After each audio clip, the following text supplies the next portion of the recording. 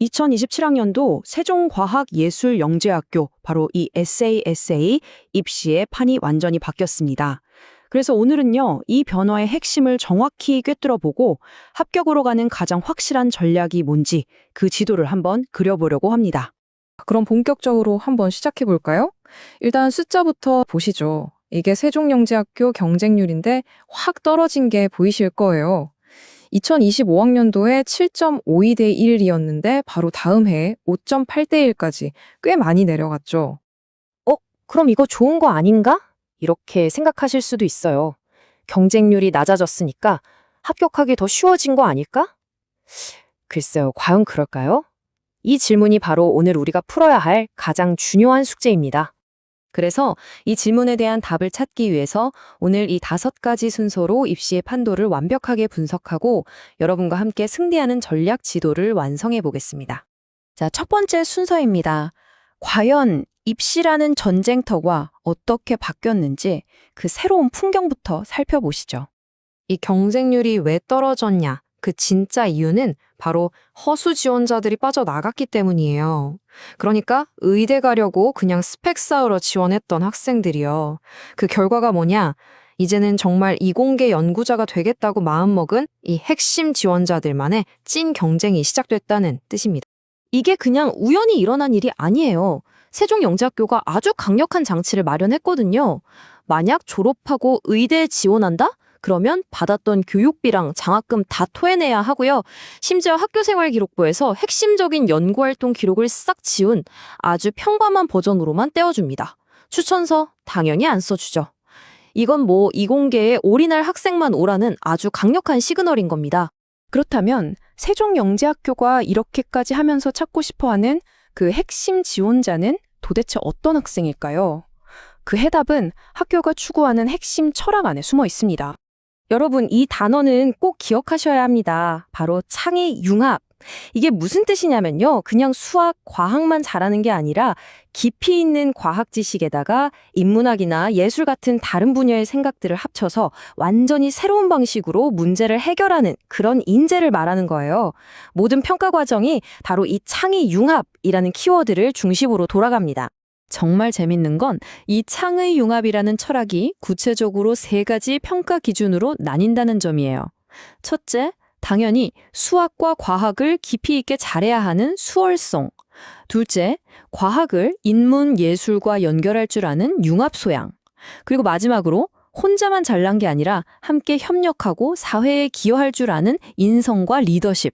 이 3가지 기둥을 모두 갖춘 학생을 찾고 있는 거죠. 그럼 이런 인재를 어떻게 뽑을까요? 이 창의 융합 인재를 찾기 위한 실제 입시 과정은 어떻게 설계되어 있는지 구체적인 3단계 로드맵을 한번 따라가 보겠습니다. 입시 과정은 아주 정교한 3단계 필터라고 보시면 돼요. 1단계 서류 평가에서는 당신이 진짜 이런 탐구를 한 게 맞느냐는 진정성을 보고요. 2단계 지필고사에서는 어떤 방식으로 생각하는지 그 사고 과정을 들여다봅니다. 그리고 마지막 3단계 캠프에서는 다른 사람과 어떻게 협력하는지 그 가능성을 평가하게 되죠. 1단계 서류 평가의 핵심은요. 나 이런 상 받았고 이런 활동했어요 하고 화려하게 자랑하는 게 아니에요.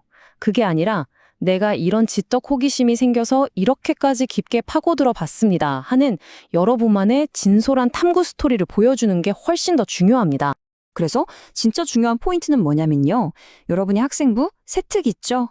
그거랑 자기소개서, 그리고 수학이나 과학 선생님 2분께 받는 추천서까지 이 모든 게 하나의 이야기처럼 흘러가야 한다는 거예요. 아, 이 친구가 이렇게 지적으로 성장했구나 하는 스토리가요.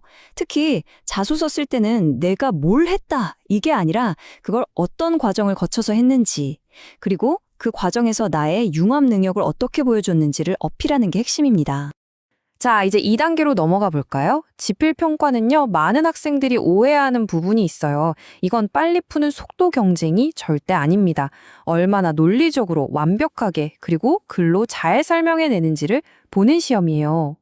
바로 이 지점이 학교가 뭘 원하는지 명확하게 보여주는 대목이죠. 그냥 답만 하는 학생이 아니라 왜 그런 답이 나오는지를 생각하고 그 과정을 논리적으로 설명할 줄 아는 학생을 뽑겠다는 거예요. 그래서 문제 수는 줄이는 대신 한 문제 한 문제의 깊이가 엄청 깊어졌고요. 수학, 물리, 생물이 막 섞여 나오는 융합형 문제나 그래프나 표를 보고 해석하는 능력이 정말 중요해졌습니다. 그리고 마지막 3단계, 캠프. 여기서는 완전히 다른 능력을 봅니다. 세종영재학교는요, 혼자 똑똑한 외로운 늑대 같은 학생을 원하는 게 아니에요. 서로 소통하면서 함께 아이디어를 더 크게 키워나갈 수 있는 그런 리더를 원합니다. 그래서 캠프에서는 여러분이 팀의 일부로서 어떻게 행동하는지를 아주 유심히 관찰해요. 팀 프로젝트나 토론을 시켜보기도 하고 여러분이 낸 서류를 바탕으로 정말 깊이 있게 아는지 심층 면접도 하고요. 심지어 협동 게임 같은 걸 통해서 소통 능력, 다른 사람의 말을 듣는 능력, 같이 문제를 해결하는 능력을 종합적으로 봅니다. 이게 미래의 과학 리더에게 꼭 필요한 자질이라고 생각하기 때문이죠. 이렇게 3단계 전형을 통과하는 것 외에도 우리가 전략을 짤 때 반드시 생각해야 할 아주 중요한 외부 변수들이 있습니다.